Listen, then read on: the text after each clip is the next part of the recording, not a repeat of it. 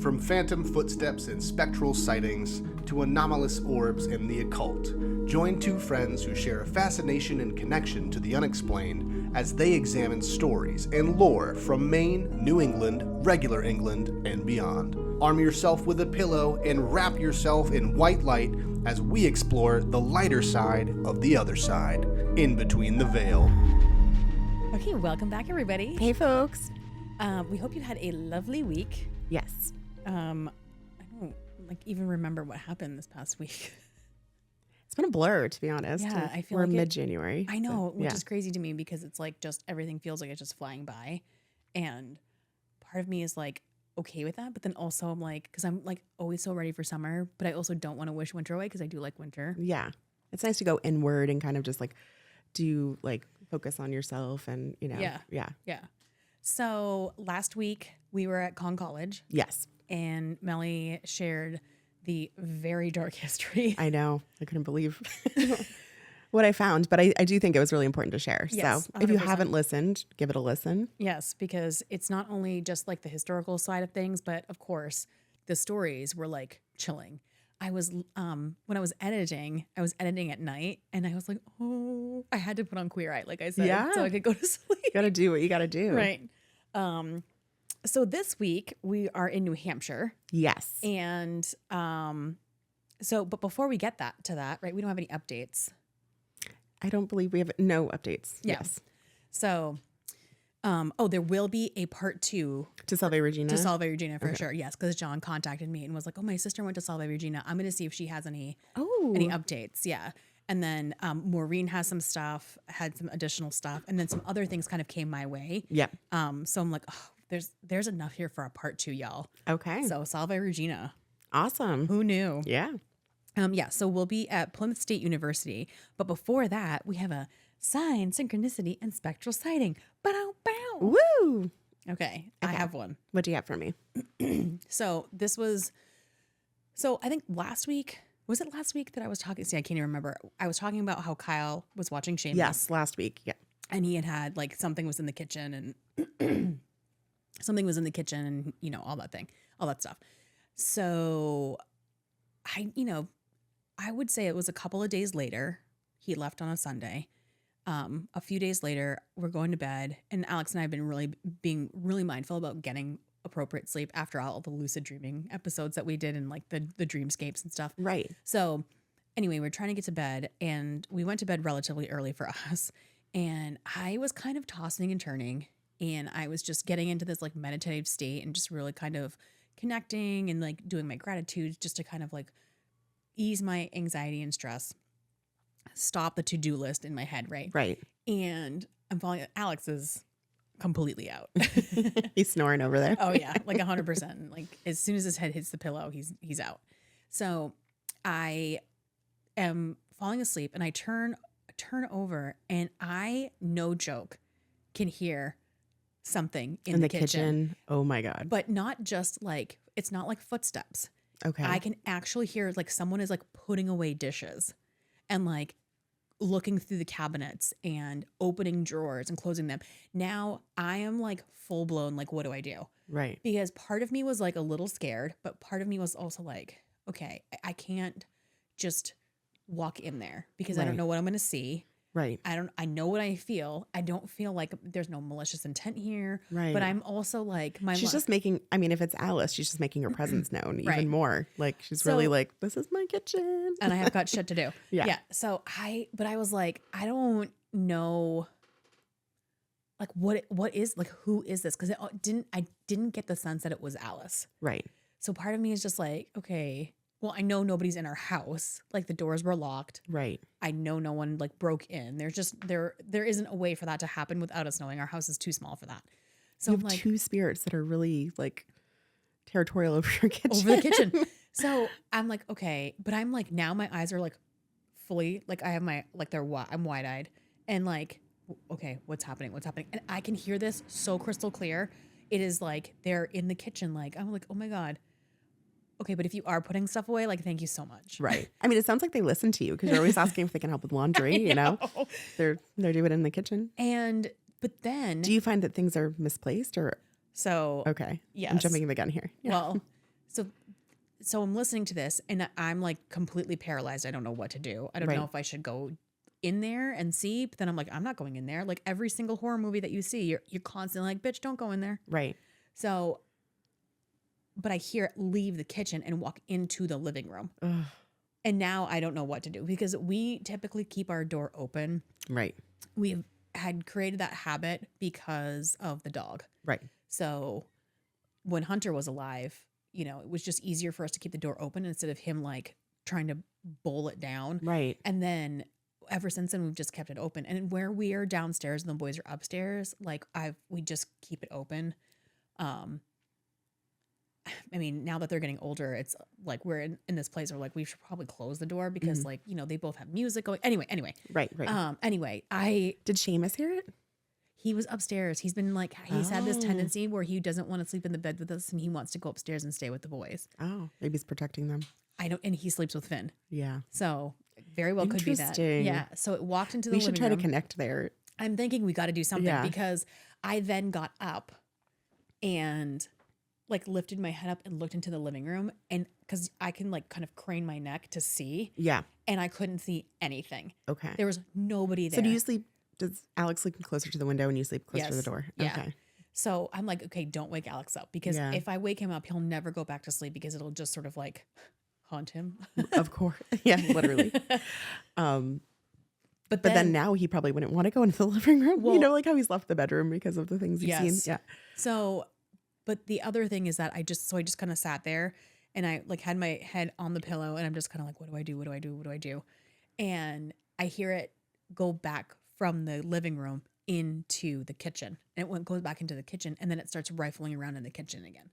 But I was able to sit up and like look and see. Yeah. You know, because I was like, okay, if I'm going to see something, I'm going to see something. Like it's just going to be here. And I'm just going to have to accept that like I can see it. And there was nothing there. Right. So then, then I was like, I have to go to bed. So like if you want to come out during the daytime, like that would be like more appropriate. Did it stop? It immediately stopped. Wow. And then in my true Pisces fashion, I was like, yeah. Yeah. You're like, all right, bedtime. I was like, okay, thank you. Bye. Yeah. 100%. Wow. Yeah. So I don't. Really active. Yeah. So I'll have to keep you guys posted on further happenings. So right now we've had Kyle, who's had experience with somebody in the kitchen. Mm-hmm. Seamus has also not recognized Alice. Something else is there. Mm-hmm. And then now I've had this incident where. I mean, and I've had like in the past, like distant past, like I've seen shadows go back and forth and then I had the dream about Alice. Yes. So, and that's how we learned Alice was there in the first place. So there's definitely something there. Yeah. I'm going to have to keep you guys stand by. I wonder what Alice thinks. If it's not Alice. If it's not Alice. Well, I feel like. Could you tell by the movement if it sounded more like masculine or feminine, like heavier or lighter or like, you know what I mean? It like, definitely was probably a guy because they were like stomping around in there. Like clunky kind of. Yes. Yeah. And I'm like, do you have any idea what time it is? Interesting. Like, I'm like, I've done you have to talk to your neighbors and see if there's if they know any other history before Alice or Alice's husband. Maybe. Yeah. Yes, because he was like also very, not protective, but like he was very, he took very good care of the house from what I understand from my neighbors. Right. They even had so we have a shared driveway. Right. They put a fence between the driveways. So that I wonder how my neighbor, I know, right? You know, yeah. So that my neighbors, when they were kids, couldn't hit his car. Oh, wow. He sounds, kind of like A-type maybe. And right. So interesting. Maybe. Well, it would be really lovely to have Alice and her husband together in the afterlife, even in this dimension. Yeah. The dimension that we can kind of see them. Right. But in between also, the veil. Maybe calm down a little bit. It was so loud. It really felt like somebody was rifling through the drawers, looking for something. Like they were frustrated and or just in search of something. I want, they were they had opened the they didn't. I didn't hear the fridge open, but I imagine oh, were you trying to find the chocolate chips and now you can't find a container to put them in? I don't know what you're talking about. I don't know. Interesting. Yeah. So I'll keep you all posted. Sounds good. Yeah. So we have some shout outs, people, because we're in New Hampshire this week. And so we wanted to give a shout out to our listeners there. Yes. So thank you to the following people in these places. We have Center Conway, Rochester, Exeter, Litchfield, Durham, North Conway, which we all love. Love North Conway. Nashua, Portsmouth, Manchester, and Salem. Woohoo! Thank you guys. Yes, thank you, New Hampshire. That's so kind of you guys to listen. And hopefully we're going to honor you today by visiting Plymouth State University, which is really haunted. And haunted in kind of a very creepy way. Like not just your typical like dinner parties and glasses clanking. Oh, we like to have something different. Yes. So here's a little background on Plymouth State. It was founded in 1871. They have a 170-acre campus located in Plymouth, New Hampshire. The university is located pretty much at the base of the White Mountains. So, I mean, like, you're looking out the window and it's like, they're the White Mountains. It's so beautiful. Like, come on. That's ridiculous. Like, it's crazy. Like, Salve Regina, even Endicott, they're like right on the ocean. It's so like so gorgeous. And then you have SMCC is a beautiful campus. Yes, absolutely. It's just, we're very fortunate to be in New England and have like these amazing views, right? It's also sort of centered regionally around the Lakes region in central New Hampshire, and it's about 2 hours from Boston. They have roughly 3,182 undergraduate students, and I was very specific with that because all those numbers mean something to you. Yeah. And they have about 3,000 graduate students, which I was like, wow, nice. Okay, get it, Plymouth State. Plymouth State is unique in its educational style, in that they offer the cluster learning model. Have you ever heard of it? I have not. So I had a sense of what it is just from my background in education, but then I did a little bit of a deep dive because, I had to go down that Mellycat hole. Yeah. So the model is a faculty-designed pedagogical approach that emphasizes interdisciplinary and open education to and project-based learning.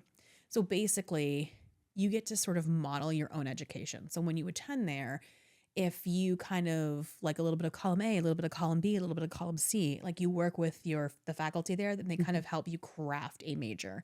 So you can do traditional things like English, biology, whatever. But if you find something that's like, well, I want to start my own business as a consultant to, save the whales. Yeah. They will fucking they'll have a little bit of biology business and all that and merge it together. Yes. They will take all of those classes, like figure out what it is that you actually need and tailor your education specifically to that major so that you can graduate with a degree in business. Yep. Know everything about whales. Wow. And then, that's really awesome. Very creative and out of the box. Yes. So the faculty are very involved in the professional development of their students. So like they have a really high job placement right out of college too, like when you graduate. They have over 100 clubs and organizations and over 150 community partnerships.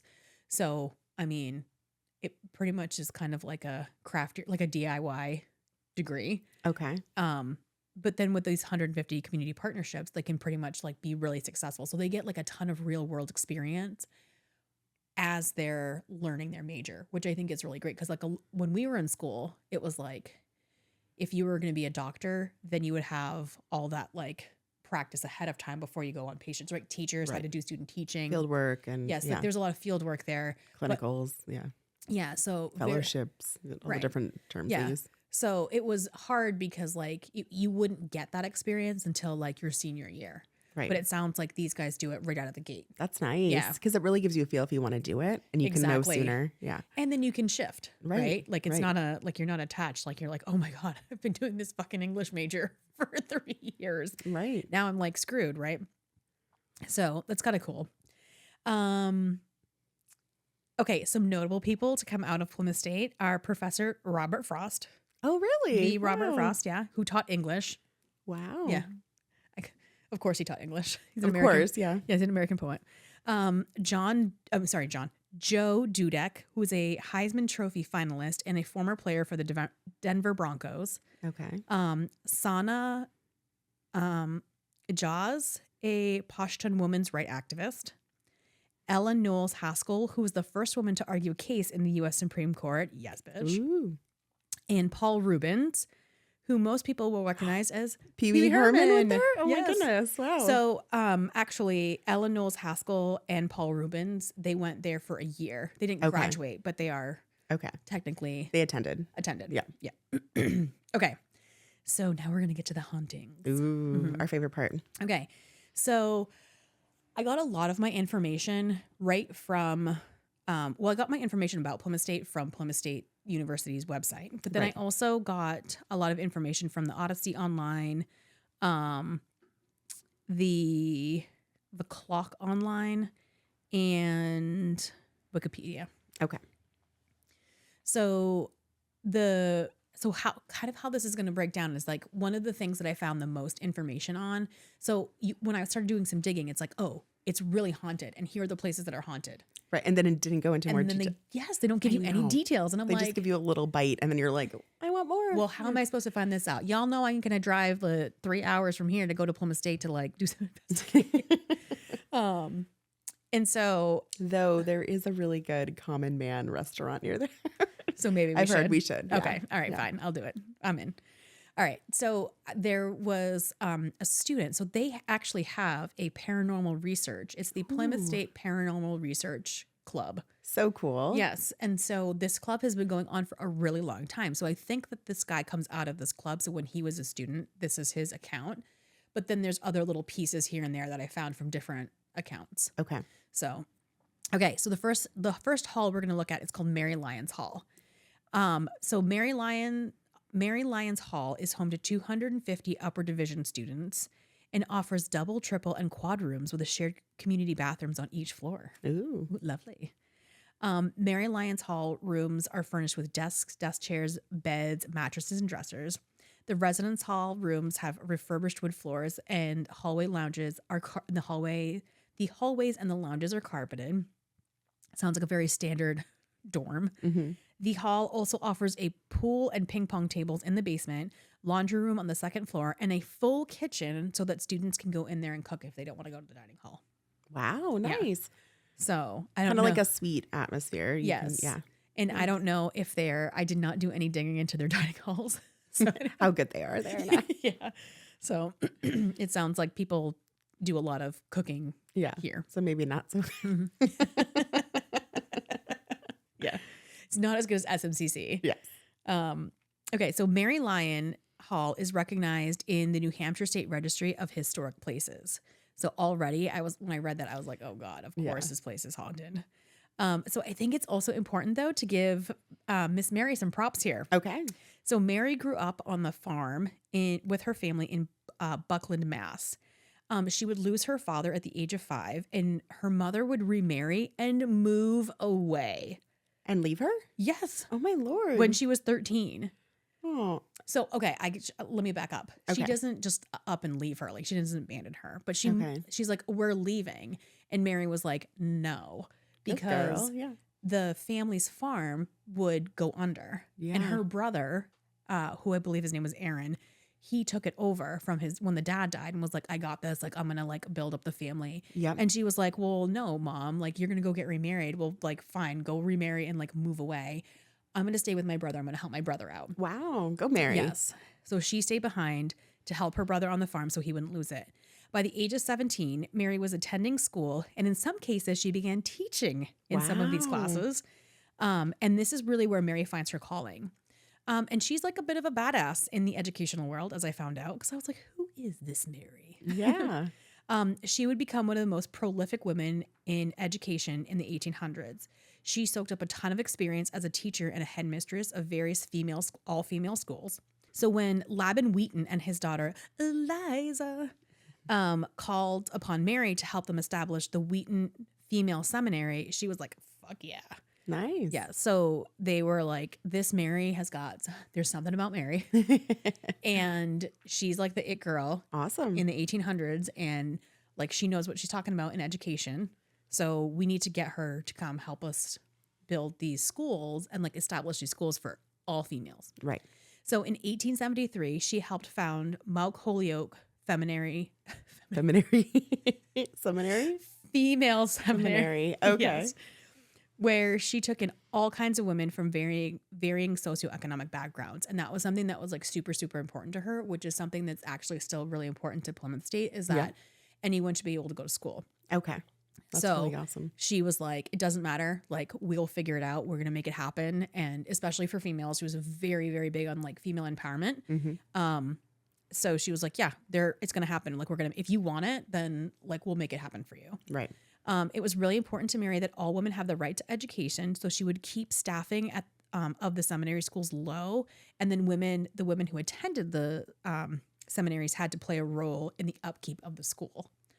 So students would cook and clean for one another while maintaining their studies. So they would all have some kind of like, their chores that would help maintain the school. So that's kind of how they offset the cost of going to school there. Okay. Is the seminary, like, I feel like a seminary is religiously affiliated? Was it? Yes. Okay. Yeah. Oh, yeah. Okay. Oh, yeah. Oh, Okay. Yeah. Yeah. Mary and Jesus are probably tight. Yeah. Well, and no pun intended. So Mary demanded excellence and rigor from her students. They had to have their beds made by 10 a.m. They had to go for a walk for an hour after having breakfast. And she also made sure that they did calisthenics. Go, girl. I mean, She's like, it's really important for you to be flexible and fit. And like, because it was more about strength than it was about body image. Yeah. But it was like, you have to be strong. And in order to be strong, you got to move your body. So move your fucking body. Nice. So after breakfast, yes. But then during the winter months, she said, well, you only have to go out for 45 minutes because it's cold. We'll give you a 15-minute break. Yeah. And then she also made sure that like the upper level students had the responsibilities doled out to the other students before. So they delegated. Yeah. Yes. It was like yes. She's like, you make sure everything's all set before you guys go to class and we'll be all set. Yeah. She was also very religious. She grew up Baptist, but then converted to Congregationalism later. Students were expected to attend church twice a day, and they were also expected to do private daily devotions. It's a lot of church. Oh my God. Like it just puts me right back to Catholic school. On each floor, there were special closets where the students would go and do their private prayer so they wouldn't be disturbed by peers. Their peers. They each had their own, or they take turns using a closet to pray Yes. in? Okay. There was like a special closet that was like made into like a prayer space. Like a prayer space. Like I had a chair and a little table and a Bible and like a light. And you can go in there and practice your daily devotions without being disrupted by your peers. Okay. And it was expected that like people would use that room for private devotion to the Lord. Okay. Yeah. I'm like, okay. Tight spaces, small spaces. I think I'd kind of, because a closet, like maybe a room. Right. And if you're going to church twice a day, that's a lot. it's a lot. It's a massive commitment. Mm-hmm. Maybe it was like to like focus on your introspection and like self-reflection. Yeah. As related to the Bible and like themes, I guess. Yeah. I would have hated that. Yeah. You just like meditate in there. I'd probably sleep. Except for I also majored in religion. So, so maybe I wouldn't have hated it. Yeah. Mary made it a point to teach her students that when women work collaboratively, they are just as, if not more effective than men in attaining knowledge, being self-sufficient, and contributing members of society. So at the time, because men's colleges were what we know as today, they're very in the traditional sense of like, you go, you pick a major, you do the thing, and like you pay the tuition, and like people like it is how we know colleges today. She was like, nah, like everyone has a role here. Everyone has something to do. We all contribute to one another. This isn't just a every person for themselves kind of gig. Mm-hmm. Like I have something to learn from you. You have something to learn from me. And if we're going to get shit done, then it has to be done collectively. And we have to have like a plan for that, because otherwise we're never going to make it. Right. And so because of that, while most female colleges at the time were modeling themselves from other men's colleges, many New England colleges were modeling their curriculum and practices off of Mary's work. That's awesome. Yes. Like we're stronger together and we have Yes. things to learn from each other. Yes. Yeah. Which is why New Love England that. is the best region in the United States. Yes. I said what I said. I agree. She is responsible for the founding of Wheaton College in Mount Holyoke. Wow. And then Vassar and Wellesley College are patterned off of Mount Holyoke, which is Vassar and which one? Wellesley? Wellesley, yeah. Wow. Which are patterned off of Mount Holyoke, which is obviously she is responsible for founding. Yeah. But like as a woman founding a college, like bitch, get it. Yes, exactly. Mm-hmm. Okay. Mary died of erysipelas. erysipelas, which she possibly contracted from an ill student in her care. On How March is 5th, it Palys? Erysipelas. It's a bacterial infection on your skin. Okay, yeah, I wasn't even going there. In my head, I was trying to find the root word of what it might be. I had to Google it because I was like, Okay. what the fuck is that? Yeah. I wish I had not done that because I immediately had to go take a shower. Like, I'm not even joking. Like, I full blown. Oh, I believe you. I believe you. Oh my God.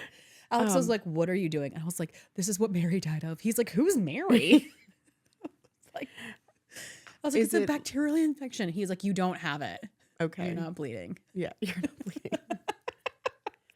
So did it eat her skin or something? Or I mean, your skin is your largest organ. People don't think that, but like it is your largest organ, and it protects your body and insulates it. It is like the first line of defense. Yes. Exactly. So take care of your skin, people. Yeah. So it's an infection. So I'm assuming it didn't go into a lot of details, and me being me, I couldn't go down that Melly cat hole because I was like, I will. What is the treatment, and has it been eradicated? 1,000%. I was like, oh my God, I have it.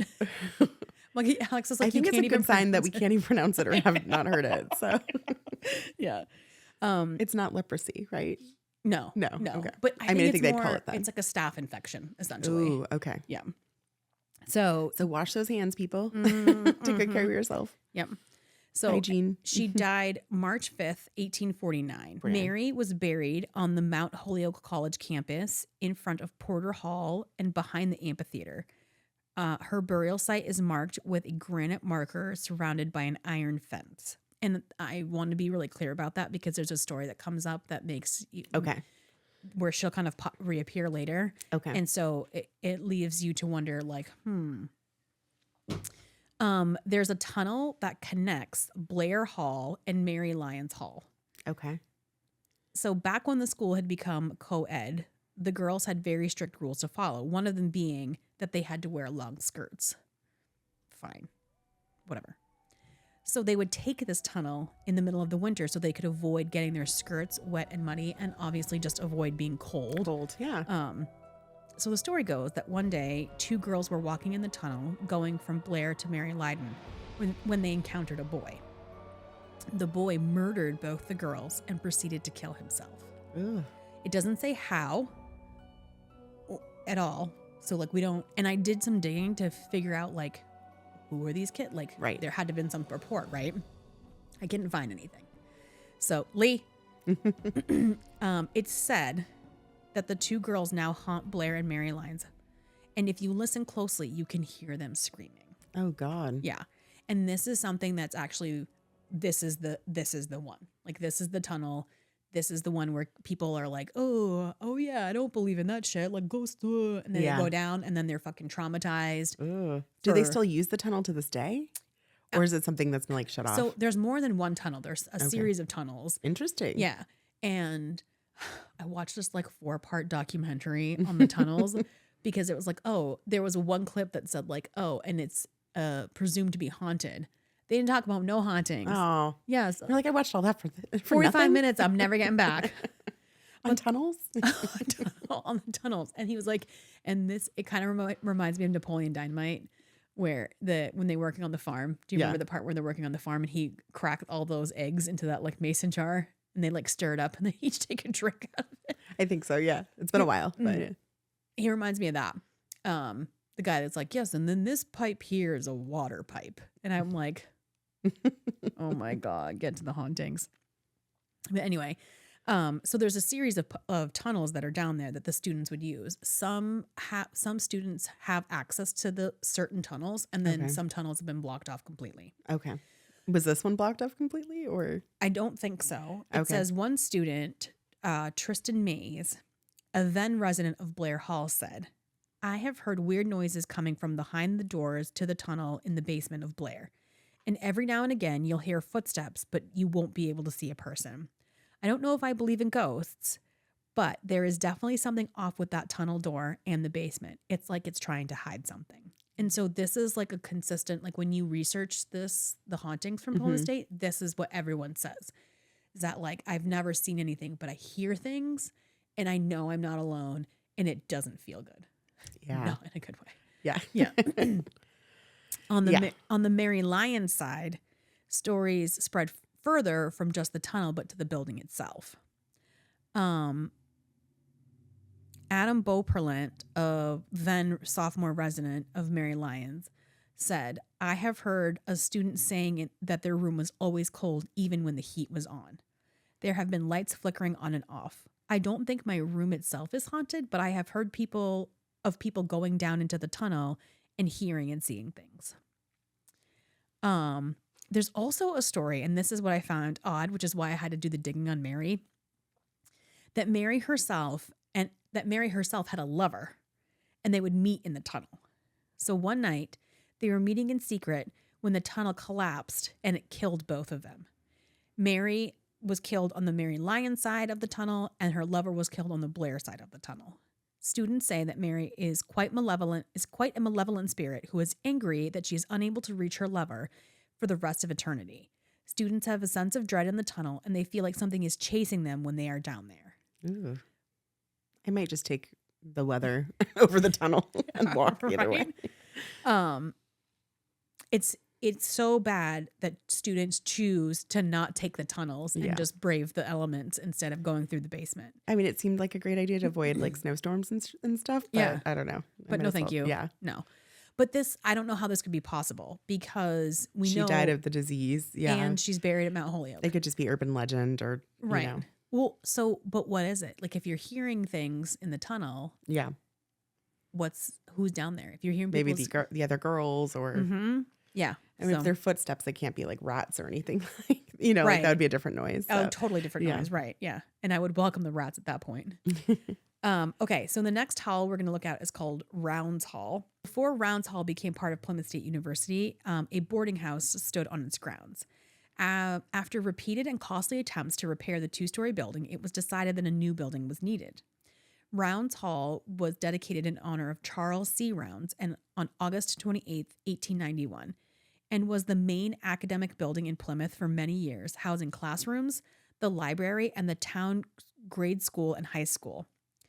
The normal classrooms were allocated to the top two floors. The library and Livermore Hall were located on the second floor, and the first floor was taken by the elementary and high schools. After a much-needed renovation was completed in 1979, the building was updated, making it more economical and functional. Now, the oldest academic building on campus, Round Hall today houses a mix of classrooms and offices. Perhaps one of the most unique things about Rounds Hall is that it has been home to one of Plymouth's most interesting traditions. Every year, shortly before Halloween, 2 pumpkins appear on the top of the spires above the clock on Rounds Hall. The first time that this happened, it was 1975, and it continues to mystify students, faculty, and staff to this very day. Many staff who have worked on campus since the tradition started say that no one has ever been able to capture who was responsible for placing the pumpkins on the spires. So let's just talk about what that building looks like. Yeah. It almost looks like a castle. Like it looks like a building, like it looks like a dorm. And then at the very top, it kind of like goes upward, and then it's flat stone. And then I want to say it's like 2 triangles that kind of come together. And then there's 2 triangles, and then there's 2 smaller triangles that sort of meet to create that structure. Okay. Right. And so at the top where the triangles would meet, there's like this thin wire that sort of connects all those. I don't say wire, it's like steel. Okay. That connects them. But here's the thing. When you look at them, it is totally flat. There's no grips. There's no edges. There's nothing. It is like smooth, totally smooth. Ugh. So even what looks like windows, even if you were to pop out one of those windows, I don't know how you're getting, like how you're hoisting yourself up there, because there's nothing to grip on. There's no like edging whatsoever. So if you were to make it on there, you're basically on a balance beam, like a thin balance beam of steel. I'm so afraid of heights. Ugh. Yes, where those things, if you slip, you are done. Like there's no, it's like a full slide all the way down, because it's like a triangle, right?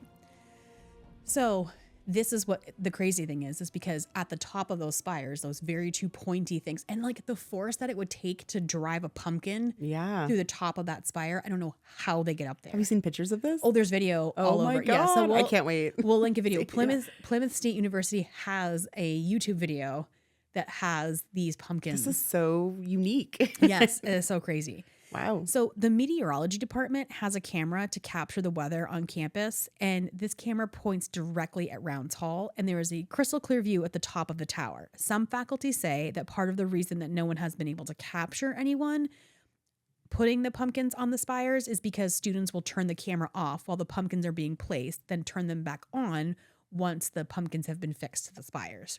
So they're kind of like in cahoots with like whoever is putting the pumpkins on there to keep the allure and the mystery of like who could it be and how did they get up there? Because some people, Alex was like a hot air balloon. I was like a drone? No, I don't know. First one of the big new large drones that are flying a massive drone that no one's going to hear or see. Yeah. However, current students will say that the cameras do not get turned off since they rely on the footage to study weather patterns around the school. So the meteorology department is using that actual footage for their students, like for real, like learning in time. Right. So they don't turn the cameras off for anything. Right. In fact, several students insist that they have watched footage of the night that the pumpkins go up only to watch the sunset on the tower, watch the day turn into night, and suddenly see two pumpkins appear where they weren't there before. So they'll scroll through the footage. This one girl was like, yeah, you'll scroll through the footage. And she's like, and I'm watching. And she's like, I'm watching a lot of nothing. And then all of a sudden you just see two, bloop. Wow. Two pumpkins just randomly appear. And how long do the pumpkins last for? I think by Halloween they're gone. They're gone. Yeah. Like, and is it, they just fall off? Did they find the pumpkins on the ground after that? Or? I don't know. They don't, okay. They don't talk about how they come down. They only talk about how they get up. Okay. Because it makes sense. Like even if they rot, they're going to fall off the buildings and then they'll find them and discard them. But like, how the fuck do they get up there? Yeah. When you see this, like it's nauseating. Okay. It's just flat. Yeah. Okay. So when the roof was replaced on the Tower of Rounds Hall, it made it much more impossible to get the spires. So the roof is fixed with slate. It's completely smooth with no grips at all. So one of the faculty that they interviewed for this video, he's also a rock climber. And they're like, come on, you've got to know like how to get up there. Like there's got to be a way to like belay yourself up there. And he was like, there's no way. It's slate.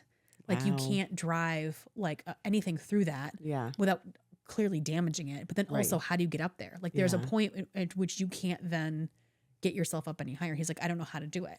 Wow. So he's like, how long has this been going on for? Since 1975. Wow. The pumpkins have appeared in October. Wow. Some students think that there is a trap door that can be opened when you sneak out, that you can sneak out of to get the pumpkins out. But again, I mean, you are risking like your life to do that. Yeah. Like, how is that possible? Because it's just not happening. I mean, is it like the Valentine's Day Bandit in Portland? You know, and now, well, I mean, eventually there might be. I mean, there's still going. The person who did it passed away, but you know, Portland still puts that out. You know. Well, but I mean, like at the very least, they're putting that on windows that are like it. Oh yeah. I mean, this is much more safe, you know. Yeah. But I mean, like eventually, if this is since 1975 and we're 2025, like that's 50 years, right?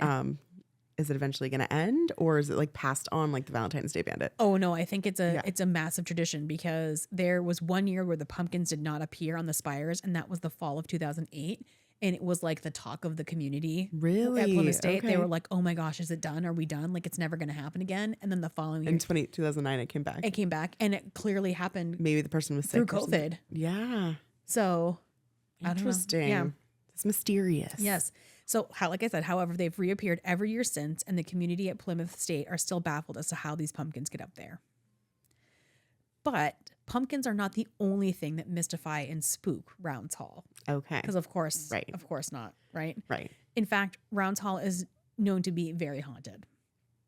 In an article in the Odyssey from 2016, Clayton Harbert and a small group of friends decided to go ghost hunting in September of that year to see what they could find and if they could connect with anyone or anything that haunts Rounds Hall. So I'm going to talk a little bit about their investigation. The investigation lasted about 2 hours. There was a lot of compelling evidence that came from the second floor. they were able to determine that there was a male presence in the hall. While the investigation team was seated on the floor waiting for a response on the EMF detector, they suddenly began to smell cigarette smoke. It's important to note that all the doors and windows were closed in the building. And they even like make it a point, the author Clayton, who's writing this, who I also believe is part of the Plymouth State Paranormal Research Club, says that, you know, they were all like, okay, because part of this is debunking, right? Right. Like, so they believe that ghosts exist and that our spirits are there and that we're not alone. But it's also like we got to also prove who's here so we can get an accurate idea of what's really haunting this area. Right. So they got up to look and all the windows are closed where they are. And it was like fresh cigarette smoke. It wasn't just Yes. somebody who had smoked and it was like still, you know, some Right. smoke Like on their like on you their walk clothes. in, like it wasn't like my great aunt Norma's house. Yeah. Yeah. They were also confident that the smoke, not only did they smell cigarette smoke, but that the smoke was coming from the room that they were in. So it was that strong. So if they left other spots, they could smell it, but it wasn't as strong as the smoke that was in the room. Okay. And cigarette smoke is like, that's a very distinct smell. Yes. Right. So they asked the EMF detector if the man had smoked, and it said yes. They decided to ask if he was smoking right at that moment. And once again, the EMF detector said yes. So they don't know who it is, but whoever is in there is a man who likes to have a cigarette Oh, wow. or was a smoker. Maybe that's how he died. I don't know. Yeah. Over the course of the night, they heard other small noises, but the most notable was a loud banging on metal repeatedly. Clayton ran down to see who was downstairs, but couldn't find anybody. And he couldn't find the reason for the noise. It wasn't until he reviewed the footage of the investigation team had gathered, where they saw metal lockers next to room 118, and that was the source of the noise. A few days later, Clayton returned to Rounds Hall and began banging on the locker with his fist, and sure enough, the sound was identical to what the team had heard on the investigation recording. While reviewing the footage, there was no visible evidence, but there was also audio evidence. They were able to capture a lot of knocks and taps, but the perhaps most chilling was the low chatter of two voices talking and laughing after the team had asked, "Can you make a noise?" Although they did not hear anything at the time, they had in fact captured their voices on the camera. Oh, Yeah. So they asked, so creepy. "Hey, can you guys make some noises?" Yeah. These ghosts are like, ha, ha, ha. Of course we can. Yeah, like you fuck right off. Yeah. Yeah. Bang, bang, bang, bang, bang. And then they're like, where's that coming from? And then after you're reviewing the footage, that's the They're creepy part. EVPs of them laughing. Yes. Yeah. You hear the EVPs and I you're mean, at like, least they have a sense of humor, right? Yeah. These ghosts. like, yeah, great. You were absolutely fucking with us. Yeah. Okay. So we're going to talk about the clock tower. Okay. There have been several reports of people seeing a shadow moving back and forth in the clock tower. Clayton has also seen this shadow as well. And so he decided to investigate the history behind what this shadow could be. Right. After a series of interviews with many people that pretty much turned up nothing, he was able to find a lead at the town of Plymouth clerk's office. He read through every death from 1890 to 1966 Wow. to find a lead. That is a commitment. That is a commitment. Good yeah. for you. That is a researcher. So somebody died at the clock tower? Oh. He found that in 1900, a 17-year-old boy with the last name of Monteith had drowned on June 27th in the Pemigewasset River right on campus. Yeah. His job was that of bellboy. He was responsible for going up to the clock tower every so often and looking after the bell to ensure that it was in working order. Mm-hmm. So this was a very important job, and he most likely would have spent a lot of time in the tower. So it's possible that his energy is still there. Right. And, you know, is his energy there because of that traumatic event? Is it there because he loved the clock tower? It doesn't really matter. It's most likely his spirit that's still there being like, I've got a job to do and I'm going to do it. And because of that, people have seen him. So did he fall off the clock tower or like? No, he drowned in the river. Oh, sorry. He drowned in the Pemigewasset. Yeah. Okay. Yeah. Yeah. Right. Yeah. Yeah. He's probably like, doesn't realize he's dead and he's still doing his Yeah. job. Yeah. Right. Which is Really kind of, very sad. But I mean, it's just a shadow that they see. So they don't ever see him. So it's Yeah. not, I don't even know how they would get him to cross over. Right. But yeah. Okay. So now we're going to move on to Samuel Reed Hall, Okay. which they call the Hall. Okay. So that's just a little confusing. So the Hall dormitory was built next to the Peppered House starting in 1923. Excuse me. And for some time, the west wing of Samuel Reed Hall dormitory was connected to that house. In March of 1932, the east wing of Hall dormitory was completed, and the Lamson Library was moved from Rounds Hall to this wing. Although originally built to house women, the increase in veteran enrollment after World War II prompted the hall's change to a men's dormitory. In 2015, the renovated building was reopened, housing the relatively new programs of the physical therapy and nursing departments. Also located in Samuel Reed Hall building are the counselor education, the school psychology, and social work. Samuel Reed Hall building is attached to the Heritage Commons, and from the Heritage Commons, there is a door that leads to the tunnels underneath the school. So remember how I was talking about a series of tunnels? Yeah. And this is where we lay our ghostly scene. Ooh. Yes, of course, because why? Of course. And It's a perfect ambiance and environment. Yes, spooky tunnel. So years ago, after the building was converted into a dorm, it was reported that a student had committed suicide by hanging themselves from a support bar or one of the pipes on the 4th floor, which now houses the recreation room. And then some years later, they converted that space into an exercise space. The school hung a punching bag from the same pole or support beam where this supposed boy unalived themselves. Okay. And it is said that the bag will swing on its own as if somebody is there punching it. Wow. So it doesn't just swing, but it also makes a The noise of being punched. punched, and then it just moves on its own. Oh. Gross. When Clayton and his team decided to investigate the hall, they did so over 2 days because of the space that they needed to cover within this dorm. Okay. So they were let in by a sergeant from the university police, and they asked him to open the door to the 4th floor so they could set up a camera there, but he did not have a key. He left, and they began the investigation by leaving a camera on the 3rd floor pointing to the 4th floor staircase. Clayton hung a necklace on the pipe in hopes that it would move in the same way that the punching bag did. They went downstairs and did the bulk of their investigation on the 2nd floor. They started by using an EMF detector, and one of the members of the team took a video on his phone of it. When they went to review the video the next day, the video was totally messed up. It looked like the video had been squeezed horizontally and stretched across the screen. And there were multiple clips like that filled the screen, so they were unable to use any of that video. Weird. Yeah. So when they're recording it, it comes out crystal clear, and then the next time they go to use it, it's like, no, you can't see anything because of the way that it's been distorted. Wow. On a phone. That's really weird. Yeah. So they felt that after hours of investigating, they weren't really getting any of the results that they were looking for, so they decided to leave, but they still had footage from the 3rd floor to review. Okay. Over the entire time of the recording, there was very little movement from the necklace that Clayton had placed on the pipe. However, they were able to capture sounds. Aside from taps and footsteps, there were 2 voices captured. One of a male that screamed, "My heart stopped." And the other voice, captured 2 minutes later, was a woman screaming, "Get out, get out." A few weeks later, Clayton decided to investigate the tunnels with a brand new crew.